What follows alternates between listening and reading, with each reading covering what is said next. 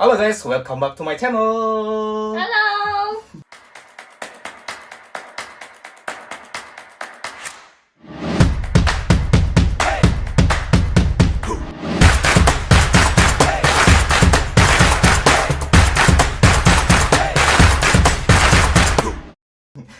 Oke, hari ini kita kedatangan tamu yang sangat spesial. Makasih Cayo. Ya, Aidiana. Halo semuanya. Makasih Cayo sudah ngundang aku di sini. Sama-sama. Jadi waktu itu pertama kali, Uh-uh. first impressionnya aku ketemu Kak itu kok, wih gila. Ini orang kayaknya humble banget nih kan. Bukan Kayak humble, itu sok kenal itu. pakai jaket putih, aku ingat banget. Jadi kayak langsung cerah gitu. Wih, kayaknya orang Indonesia paling cerah gitu. Dan impressionnya dia ngeliat aku katanya orang Bangladesh. Orang coba. Bangladesh. Gue inget banget. Iya, karena muka kamu tuh kayak mirip orang Bangladesh, India gitu. Jadi aku pikir kamu orang Bangladesh, udah mau kayaknya aku sama pakai bahasa Inggris ya. Terus ternyata balasannya bahasa Indonesia. Oh, orang Indonesia gitu. Guys, gue dibilang orang Bangladesh coba. Tapi nggak apa-apa, pokoknya first impression sama Kak Ai ini memang Gokil. kita gokil banget, lucu banget ya. Jadi Kak Ai sekarang sudah menjadi guru TK. Guru TK. Itu sejak kapan? Coba ceritain dong. 2018. Jadi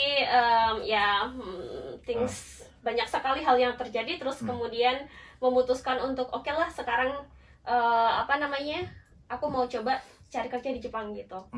Nah, kebetulan 2018 itu langsung April apa di bulan apa itu? Tahun ajaran baru kan April kan di Jepang? April, dari April. Jadi aku mulai pencarian kerja dulu nih ya. Pencarian kerjanya itu di dari tahun 2017, hampir kurang lebih 1 tahun gitu ya. Jadi ngamar-ngamar, akhirnya dapat beberapa, terus akhirnya pilih yang di sini karena dekat di Gifu ya? di Gifu. TK di Gifu. TK di Gifu, iya. Itu jadi guru apa? Guru bahasa Inggris TK. Guru bahasa Inggris TK. Luar biasa. Ngomong-ngomong TK-nya itu di Jepang namanya apa? Aku pengen tahu bedanya TK di Jepang itu seperti apa? Atau jenis-jenis TK di Jepang seperti apa? Oke. Kan kalau anakku Zia-chan kan masuknya dia TK daycare ya, masuknya Hoikuen. Kamu juga guru TK di Hoikuen? Bukan. Jadi beda lagi, ada 2 di sini. Jadi gitu. sapaan pemirsa kamu. Ceplasio. Oke, jadi Ceplasio. gue lupa bilangnya. Jadi namanya Ceplasio, cuma di podcast ini lu bisa ceplas-ceplos. Jadi ngomongnya ceplas-ceplos aja. Oke. Buat Ceplasio. Buat Ceplasio semua. Jadi TK di Jepang itu ada 2. Yang pertama adalah Hoikuen di mana Zia-chan masuk di situ, dia itu Hoikuen, dan yang kedua adalah Yochien. Itu ada batasan usia atau gimana bedanya? Semua sama. Mungkin bedanya bahwa Hoikuen itu Zia-chan kan sekarang umur 6 bulan. Dari 6 bulan dari 0 tahun. Dari 0 tahun atau lebih tepatnya 6 bulan, itu di Hoikuen itu udah boleh masuk. Tapi kalau di Yochien itu setidaknya kamu umur 3 tahun atau sedikit di bawah, sedikit 2,5 tahun gitu. Harus 2,5 tahun atau 3 tahun ke atas. Terus dari bedanya Yochien sama Hoikuen itu bedanya apa? Dari sistem pendidikan kayak atau apa aja bedanya coba? Banyak. Jadi Hoikuen itu karena kan dia daycare ya. Jadi standar titik berat pada sekolah itu adalah gimana caranya anak-anak itu bisa safe, bisa terjaga dari security-nya, terjaga dari nutrisinya, kesehatannya. Itu gitu. Kalau di Hoikuen. Jadi benar-benar kayak malah lebih kepada tempat penitipan anak. Tempat penitipan, betul banget. Dan jadi, itu kan ada untuk menjamin nutrisinya, kayak pengganti orang tua gitu ya. Betul. Dan dia juga ada jam tidur siang gitu kan. Tapi di sisi lain pendidikannya, edukasinya itu tidak banyak gitu. Maksudnya tetap dikasih edukasi, tetap dikasih manner gimana caranya makan, minum, terus kerjasama dan lain sebagainya. Ada art, craft gitu. Gitu. Dan dan juga tetap ada pelajaran kayak hiragana, nulis hiragana. Gitu ya? Masih belajar ada hiragana ya? Pengenalan hiragana gitu, ada gambar-gambarnya kali ya?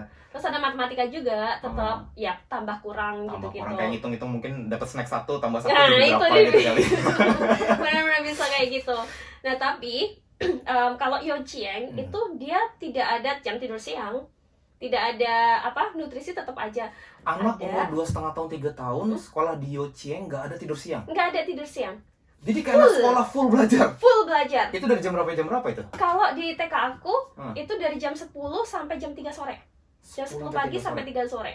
Gitu. Istirahat makan siang. Nanti setelah jam 3 sore dia dijemput oleh orang tuanya? Dia dijemput oleh orang tuanya, atau dia masuk ke, ada namanya di sini kelas seperti penitipan anak juga, sampai jam 7 malam. Sampai jam 7 malam, jadi dia kayak extend lagi, karena mungkin orang tuanya sibuk kerja. Betul. Wow, itu... Ada juga yang datang dari jam 7 pagi. Oh gitu? Berarti ada tambahan lagi ekstra lagi? Ada tambahan ekstra lagi, jam sekolahnya dari jam 7 sampai jam 10. Terus jam 10 sampai jam 3 adalah masa dia sekolah. Terus jam 3 sampai jam 7 nanti dia ya dititipin gitu. Berarti tapi benar-benar nggak ada tidur siang ya anak? Nggak ada tidur siang. Berarti justru anak-anak di Youcheng itu lebih produktif banget dong? Lebih produktif, lebih main lah gitu istilahnya, dan lebih dia edukasinya lebih banyak. Apa edukasinya? Karena yang pelajarannya apa aja yang paling? Pelajarannya ya bahasa Inggris. Karena aku suka bahasa Inggris nih. Bahasa Inggris itu pasti ada satu minggu sekali bahasa Inggris untuk setiap kelas itu 1 minggu sekali. Terus kemudian yang kedua ada gakeng itu kayak matematika, ilmu alam gitu-gitu. Itu pasti ada. Terus ada lagi ritmik itu kayak aerobik gitu lah, nari-nari gitu, nyanyi-nyanyi gitu. Ada lagi kunjungan. Nah, kadang-kadang ini yang menarik ini. Kalau Youcheng itu kadang-kadang mereka akan mengadakan kunjungan ke, misalkan ya, ke sawah, nanam padi, dan itu anak-anak sendiri yang nanam.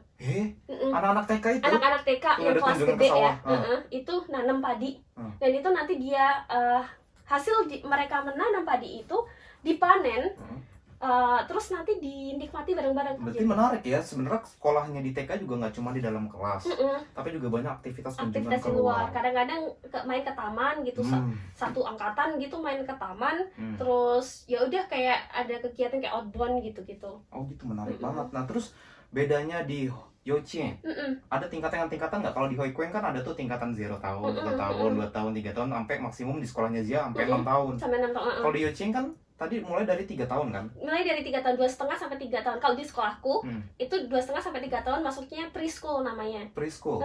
Tapi nggak semua Youcheng ada preschool. Kadang-kadang kalau Youcheng itu sebenarnya pasti ada 3 tingkatan. Nensho itu kita bilang aja TKA. TKA itu 3 sampai 4 tahun. Oke, Nensho ya? Nensho. Terus Nenchu, yang kedua Nenchu. Nenchu itu 4 sampai 5 tahun. 4 sampai 5 tahun. Dan yang terakhir, TKB gitu ya? TKB. TKB. Nenchu itu TKB, dan Nencho itu TKC. 5 sampai 6 tahun. Nah, terus jadi bertingkat gitu. Pengalaman kamu jadi guru TK. Kan kalau sepengetahuan aku jadi guru TK tuh harus punya kesabaran yang tinggi ya. Kan kalau kita tahu kayak orangnya sabar banget, friendly gitu. Terus kamu waktu awal-awal di sono, kamu bisa mengatasi itu? Enggak. Jujur ini terus terang pada bulan pertama, terutama bulan pertama ngajar. Bulan pertama ngajar masih yang oke, masih hype gitu kan, masih excited. Bulan kedua, bulan ketiga itu kalau misalkan anak kecil, anakku sendiri udah gitu. Kan emosi anak kecil kan nggak bisa dikontrol. Iya, dan itu ya kita nggak boleh. Itu ini lagi nih kode etik, nggak boleh kita main tangan. Nggak boleh main tangan. Nggak boleh main tangan, nggak boleh mukul. Ini menarik. Jadi kode etik guru Jepang yang kamu sudah jadi pengalaman kamu, apa aja kode etiknya? Selain nggak boleh mukul, apa aja coba kode etiknya? Jadi satu, tentu aja kita nggak boleh mukul gitu, nggak boleh. Nggak boleh ya? Nggak boleh. Kadang-kadang kan kalau misalkan di ini ya, di Indonesia, drama atau di drama itu sebenarnya dijewer kan anak kecil tuh. Bukan dijewer, diginiin kan cetek gitu. Tapi itu sebenarnya nggak boleh. Nggak boleh caplos ya. Nggak boleh caplos ya. Jadi nggak boleh kita mukul anak-anak. Even kayak gini, gitu. Itu tuh nggak boleh. Nggak boleh sama sekali. Itu kode etik banget. Itu kode etik banget, tidak boleh. Yang kedua adalah kita tidak boleh ngambil foto anak kemudian menyebarkan ke Instagram, ke Facebook tanpa sepengetahuan orang tua. Orang tua ataupun dari sekolahnya. Dari sekolah kan sering banget kalau di Indonesia malah anak-anaknya lucu-lucu di video ini Instagram. Nggak boleh kalau di sini, malah tidak boleh. Dan itu privasi kali ya. Menjaga privasi dan sudah ada di kontrak Jadi setiap guru itu kan harus tanda tangan kontraknya di awal. Salah satu kontraknya berbunyi bahwa tidak akan menyebarkan informasi apapun mengenai data siswa, yang kedua wajah siswanya, yang ketiga, nah ini nih, tempat kerja maksudnya? Tempat kerja siapa? Jadi misalkan aku kerja di katakanlah TK Bayangkari gitu. Nah terus untuk urusan kayak gini nih, makanya tadi aku kan nggak mau nyebutin nama kan? tempat, betul, nama TK-nya. Betul. Karena itu adalah salah satu privasi yang aku harus jaga. Karena aku di sini aku belum ngomong ke kepala sekolah aku bahwa aku akan share di YouTube podcast ini, Caples Yo ini, dan aku nggak ngomong kalau aku bakal ngomong aku kerja di sana. Oh, jadi cuman inisial ini ya salah satu TK di Gifu gitu aja. Betul, salah satu TK. Jadi nggak boleh nyebutin TK-nya apa gitu, nggak boleh ya? Nggak boleh. Ini aku pernah kena tegur sekali padahal. Jadi pernah suatu ketika aku ngupload YouTube, aku tidak masukin anak, aku nggak masukin orang-orang, pokoknya aku cuma sendiri gitu kan, ngomong sendiri. Pakai bahasa Indonesia. Cuma latar belakangnya di kelasku. Gara-gara kamu ngambil shootnya di ruangan kelas, di ruangan kerja aku, dan itu dame, aku hampir dipecat gara-gara itu. Ya Allah. Sumpah. Tapi kok bagaimana mereka bisa tahu? Karena kan mereka, ya kita guru ya, tetap aja mereka pasti kan kepo informasi dan apa-apa gitu, bukan cuma guru-guru lain, tapi juga orang tuanya. Tahu-tahu pasti ada yang lapor. Oh ini si aku kan di TK dipanggilnya Dayana Sensei. Oh ini si Dayana Sensei ngupload video ini ada di ruangan kelas gitu. Itu nggak boleh. Itu tidak boleh sama sekali. Dan kadang-kadang ini lucunya ya, banyak sekali teman-teman kita orang-orang Indonesia yang baru diterima di perusahaan atau baru mau senangnya video-video, padahal itu dame, tidak boleh. Itu berlaku di seluruh Jepang ya, maupun perusahaan maupun sekolah dan lain sebagainya, dan itu instansi sebagainya, pokoknya dame. Kamera tuh dame. Kayak satu-satunya hal yang kamu boleh tampilin tentang perusahaan kamu atau tempat kerja kamu adalah gedung depannya doang. Ini menarik banget tadi tentang etika kerja guru di Jepang gitu ya. Kalau salah satunya itu ya. Salah satunya itu. Tadi kalau untuk jam kerja. Kalau untuk jam kerja sendiri seberapa berat jadi guru di Jepang? Caples yo, teman-teman Caples yo semuanya ya. Jadi guru di Jepang itu jangan harap. Kamu membara-bara sekali. Karena terus terang. Silakan meluapkan emosi Anda di sini. Capek. Beneran. Aku itu bukan guru kelas. Aku cuma guru bahasa Inggris, yang mana aku masuknya itu cuma paling enggak satu kelas itu paling cuma 30 menit aja. 30 menit satu kelas. Satu kelas untuk satu kelas, tapi kan ada banyak kelas kan. Satu kelas itu paling cuma 30 menit aja, dan aku harus stay di sana dari pokoknya jam kerja aku tuh dari jam 10 sampai jam 7 malam. Tadi sekolahnya jam 10 sampai jam 3 kan? Iya. Tapi jam 7 malam tuh karena extend tadi, ada penitipan? Enggak? Apa tetap harus belajar kelas bahasa Inggris juga? Jadi kalau bahasa Inggrisnya di situ itu udah ada les-lesannya. Pagi itu jam 10 sampai jam 3 itu di dalam kelas. Dari jam 3.10 kita istirahat cuma 10 menit doang. Gila. 3.10 sampai dengan jam 7 malam itu untuk les-lesan bahasa Inggris. Lesan bahasa Inggris. Oh, jadi jam 3 justru kamu produktifnya malah jam 3 sampai jam 7 ya. Betul, ada ada tambahan bahasa Inggris. Enggak juga, pagi juga produktif ngajar. Karena sekolahku itu 2. Bukan cuma 1. Karena kita ada kita namanya gakuin ya. Gakuin itu adalah beberapa sekolah yang di bawah naungan satu yayasan. Jadi aku kadang harus di sini, terus besoknya di sini, besok di sini. Jadi kamu pindah-pindah begitu ya? Pindah-pindah. Tapi itu lokasinya jauh, enggak? Lokasinya enggak juga, yang deket ini satu. Yang satunya aku harus naik bus sekitar 1 jam. Gila tuh, jauh banget dong. Jadi kalau pagi, pas jadwal di sana aku harus berangkat pagi-pagi banget, pulangnya nanti sekitar jam 9 atau setengah 10. Baru sampai rumah. Makanya itu capek. Itu jam kerja. Tapi aku dengar juga katanya setelah ngajar di kelas ya, jam produktif di kelas di sekolah, habis itu katanya malam juga harus bikin report. Nah, itu benar. Ngirim report ke orang tua itu benar. Aku kan guru guru bahasa Inggris, aku tidak ada kewajiban untuk itu. Tapi guru kelas itu iya. Makanya mereka walaupun jam 3 udah selesai nih anak-anak pulang, mereka akan stay sampai jam 7. Jadi kalau guru kelas itu jam kerjanya dari jam 9 sampai jam 7. Wajib. Setelah itu lembur. Terhitung lembur. Berarti Tapi jam 10 sampai jam 7 tuh guru sekolah ya? Guru sekolah. Tapi ya, kalau guru TK mungkin masih banyak, maksudnya mayoritas mereka akan jam 7 udah pulang. Tapi kalau guru SD bahkan sampai jam 10 baru pulang. Guru SD? Ngapain aja sampai jam 10? Bikin report. Iya. Jadi, ini ya, sahabat Capus ya semuanya, di Jepang itu guru itu harus bikin report setiap hari. Setiap hari untuk? Setiap hari untuk dilaporkan ke orang tua. Jadi sistem pendidikan di Jepang, TK, SD, SMP, sampai SMA pun harus begitu? Harus begitu. Harus bikin report? Harus bikin report. Setiap hari. Dan aku dengar-dengar nih, katanya guru di Jepang ini harus, kayak sekarang lagi corona libur, dan mereka guru datangin ke rumah, benar? Betul. Itu guru-guru sekolah datengin ke rumah? Guru-guru sekolah datengin ke rumah, walaupun nggak corona juga datang ke rumah. Gitu? Jadi, betul. Sabtu Minggu? Sabtu Minggu. Nah, ini Jadi adalah... guru nggak ada libur dong? Di Jepang? Sebenarnya nggak ada libur. Itu... Anak-anak libur gini ya, musim panas, anak-anak libur 1 bulan. Guru libur berapa? Seminggu. Nggak nyampe seminggu, mungkin 3 hari. Obon doang. Obon itu berapa? 11, 12, 13. Udah 3 hari itu. Tapi katanya kalau image di Indonesia kan kalau jadi guru enak. Karena kalau anak-anak libur, dia libur panjang. Enggak. Kalau di sini libur panjang, dia nggak libur. Nggak libur. Beneran. Berarti the real pahlawan tanpa tanda jasa ya di Jepang, guru ya? Guru. Dan satu lagi, guru, jangan salah, sahabat Capus ya semuanya, guru di Jepang juga gajinya sedikit. Mau ngomongin gaji nggak nih? Mau nyebutin gaji nggak? Aku mau tembak gajinya dia berapa? Nyampe 30 juta, 40 juta? Kalau dirupiahin nyampe 3 hampir 40 karena hampir 40 tapi nggak sampai 40. Nggak sampai 40 juta lah ya. Dan itu ya untuk di Jepang sebenarnya standar nggak sih?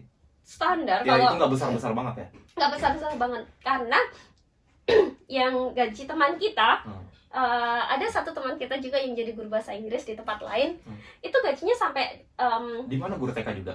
Bukan guru TK sih, guru SMP. Guru SMP Itu gajinya bisa sampai 3 ke atas. 3 ke atas itu maksudnya 300.000 ke atas. Berarti kalau lebih aku dari 40 juta. Lebih dari 40 juta. Dengan jam kerja yang lumayan enak. Jam kerja dia cuma 9 ke 5 atau 9 ke 3, aku lupa. Kenapa SMP lebih enak? Karena kalau SMP itu mungkin lebih kalau SD, TK SD gitu ya. Kita tuh kan standar banget ya, bahasa Inggrisnya kan cuma grammar dasar gitu. Dan paling cuma pengenalan alfabet, pengenalan angka dalam bahasa Inggris. Tapi kalau udah masuk SMP sama SMA, itu kita butuh akurasi dalam grammar, akurasi dalam pokoknya satu kalimat, gimana cara membuat kalimat, gimana cara conversation dengan pronunciation yang tepat. Nah, kan kalau misalnya dipikir secara ilmu, sebenarnya SMP lebih berat dong. Harusnya reportnya harusnya lebih kerja panjang di SMP, kerja guru di SMP ini lebih panjang dong. Kenapa? Berarti perannya bedanya guru di TK sama SD sama SMP atau SMA tuh bedanya apa? Kalau di Jepang tuh seperti apa TK sama SD tuh? Lebih fokus ke apa sebenarnya? TK apakah sama manner SD ataukah apa? Benar. TK sama SD itu fokusnya ke manner. Benar.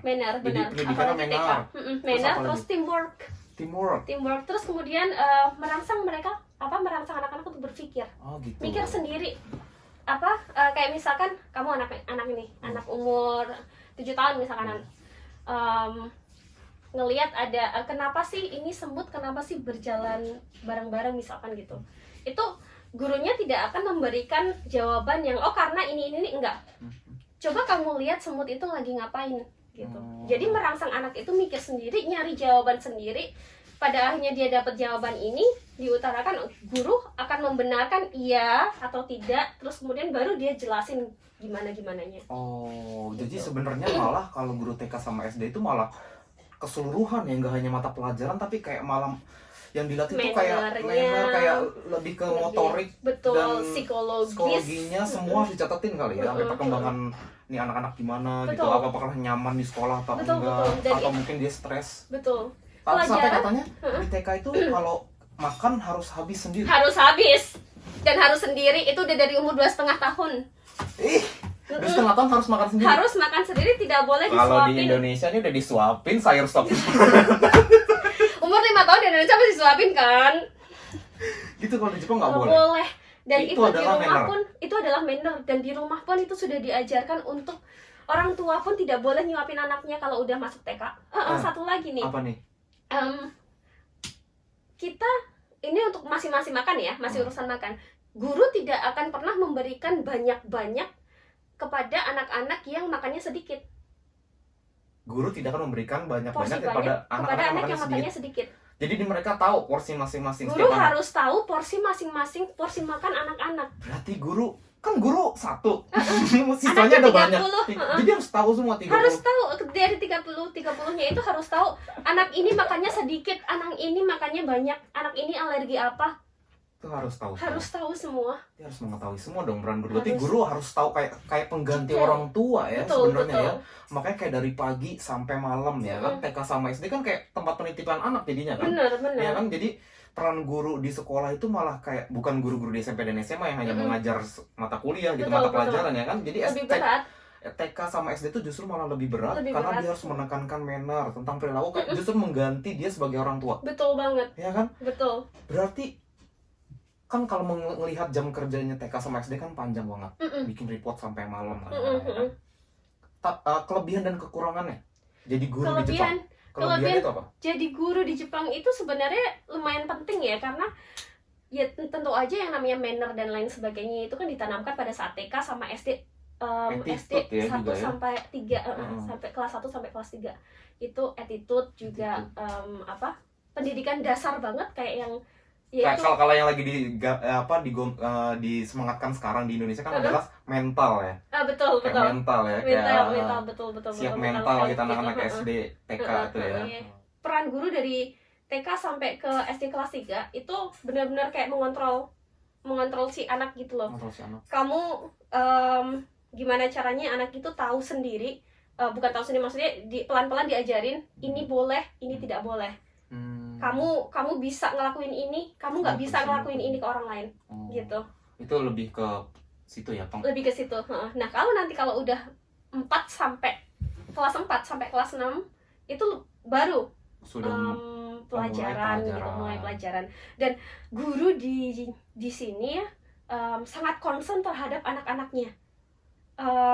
Maksudnya berarti dia lebih guru-guru di sini mikirin anak-anaknya banget. Berarti itu bisa jadi kelemahan juga dong. Maksudnya kelemahan jadi guru Jepang nggak sih? Maksudnya dia nggak ada libur. Nggak ada libur. Nanti dia ngurus anaknya sendiri gimana kan? Nah, ini juga. Iya nggak sih? Iya. Ini nggak semua ya, sahabat Caplus ya.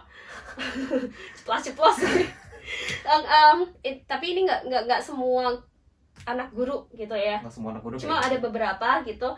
Saking si guru ini take care anak-anak murid-muridnya, kadang-kadang anak-anak dia sendiri malah terabaikan. Bukan terabaikan, kayak malah nggak ada waktu sama nggak ada waktu buat anak-anaknya. Jadi kadang-kadang anak-anak dia jadi kayak lebih wagamama itu kayak lebih bahasa Indonesia ya wagamama apa ya? Kan kamu Josu bahasa Jepang. Kayak lebih apa? Bahasa Jawa ada nggak bahasa Jawa? Bahasa ngeyelan. Nggak bisa dibilangin. Nggak bisa dibilangin itu wagamama itu. Jadi bisa lebih wagamama karena waktu si anak ini banyak di daycare daripada sama orang tuanya. Berarti penting banget ya sebenarnya untuk menjadi guru TK dan jadi guru SD gitu ya. Terutama kamu, apalagi kamu kan masih muda ya kan. Terima kasih. Bentar lagi mau nikah, bentar lagi mau punya anak gitu. Terima kasih. Jadi peran guru TK itu harus bisa menjadi pengganti orang tua. Bukan pengganti orang tua. Pengganti orang tua di sekolah. Orang tua yang harus bisa menjadi posisi jadi pendidik orang tua nggak sih? Jadi harus kayak Harus mendidik. berperan jadi orang tua juga, Berperan mendidik ganda. dan berperan ganda ya. Berperan ganda, mendidik sama ya merawat gitu. Merawat. Dan akhirnya dari situlah dari TK, SD bisa menciptakan anak-anak yang memang sudah siap Betul. untuk melanjutkan pendidikan yang lebih tinggi lagi. Betul. Oke, pesan-pesan terakhir deh untuk guru-guru TK dan SD mungkin yang ada di Indonesia yang masih berjuang mendidik anak, kadang-kadang berat sama beratnya kan, kayak kamu mendidik anak-anak kecil yang susah banget dibilangin kan. Menurut kamu gimana? Yang pertama ya buat guru-guru semuanya di Indonesia gitu ya, sama lah guru di Indonesia sama guru di Jepang sama aja gitu. Yang namanya guru itu pasti yang pertama kita harus jaga diri kita sendiri dulu. Kita bisa nggak sih ngomong baik, kita bisa nggak sih berlaku baik. Kalau misalkan kita udah bisa ngomong baik, kita sendiri udah bisa berlaku baik, nah anak itu pasti akan nyontoh dari kita. Betul banget. Karena guru itu jadi contoh ya. Digugu dan ditiru. Digugu dan ditiru. Bener banget. Karena kita ngasih pelajaran, oke lah, siapapun bisa kok ngasih kuliah. Cayo pun bisa ngasih pelajaran buat anak TK kan, kadang-kadang suka ada kunjungan gitu kan di ke TK kita ngomong apa, ngajarin apa gitu kan. Tapi kalau gue nggak bisa, nanti gue keceplos nanti nggak jadi contoh, nggak bagus sih kan kalau gue ngomong. Tapi contohnya sama kayak ini, harusnya orang yang baik, friendly kayak gini. Terima kasih, nanti aku traktir. Terima kasih di Moti ya, buka puasa. Boleh. Iya, jadi kayak misalkan kita marah, gimana cara kita mengendalikan marah pun itu juga tidak boleh. Ketika misalkan kamu nih anak umur 6 tahun nih, kamu lagi rewel-rewelnya nih, bikin kita marah, kita emosi, itu wajar. Tapi kalau misalkan kita sampai mentung gitu nggak boleh, atau itu ngejewer gitu ya nggak boleh. Itu kita harus mengendalikan diri kita sendiri, karena apa? Dia marah, anak itu marah kan pasti ada sebabnya. Dan anak kecil marah sebabnya ya pasti kekanak-kanakan dong. Jadi nggak bisa kita berharap bahwa anak umur 6 tahun bisa mengendalikan amarahnya, itu nggak bisa. Jadi kita yang harus mengendalikan amarah, habis itu kita kendalikan dia. Jadi dia dipancing untuk melihat sekitar. Untuk melihat sekitar dan untuk berpikir. That's why makanya anak-anak di Jepang tuh lebih terkesan mandiri. Dan satu lagi, mereka juga dilatih untuk mengenali barang dia dan barang orang lain.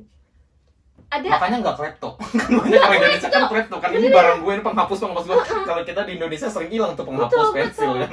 Jadi gini, ini tahun pertama aku ngajar gitu ya.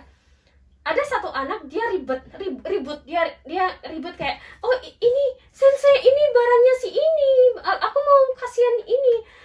Loh, kamu dapat barang ini di mana? Di tas aku. Dia pasti salah masukin ke tas aku. Aku mau balikin ini ke temennya itu. Itu sekarang itu pertama juga. kali pas kamu lihat itu. Iya. Ngeliat anak-anak TK sampai sejujur itu ya. 3 tahun. Anak 3 tahun. So dia udah mengenal jujur. Ini bukan barang aku mau balikin ini ke si itu. Sekarang sensei anterin aku sekarang. Anak-anak Jepang. 3 tahun, luar biasa. Itu aku langsung kayak amazement. Wow. Kalau aku sih nanti aja, kalau nggak besok gitu ya. Tapi dia kekeh loh. Enggak, kalau orang Indonesia ada di tas nemu barang orang lain ya udah Ya, diambil. Diem aja diambil. Iya bener, diambil aja. Bener. Apalagi barangnya bagus. Nah itu dia. Pada saat itu aku coba jam tangan. Nah. Dan itu sebenarnya nggak boleh dibawa loh. Kenapa? Karena anak kecil nggak boleh pakai jam tangan. Tidak boleh. Kenapa? Iya, atribut di sini, di TK sini nggak boleh. Anting pun nggak boleh. Nggak boleh.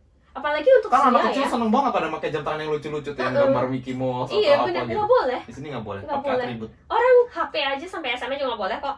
Oke Kai, terima kasih sudah datang ke podcast.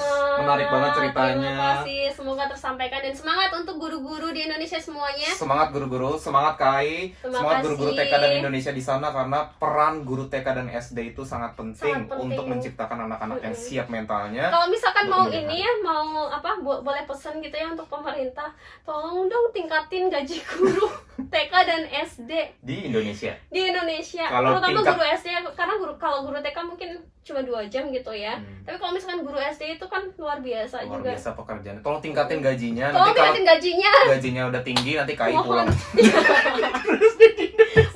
boleh kalau gajinya tinggi. Oke Kai, terima kasih. Sama-sama, terima kasih. Terima kasih Ceplasio, terima kasih sudah Ceplasio di sini. Bye bye. Jangan lupa mampir di channel saya juga. Apa nama channelnya, udah kasih tahu? Aidiana. Udah itu doang. Jangan lupa kalau kalian suka klik tombol like, Subscribe. dan komen di bawah kalau kamu pengen ada yang ide yang baru lagi. Jangan lupa share ya. Oke, bye-bye. Dadah. Terima kasih sudah menonton video ini. Like, komen, dan share jika kalian suka. Dukung channel ini dengan klik tombol subscribe. Sampai jumpa lagi, yo!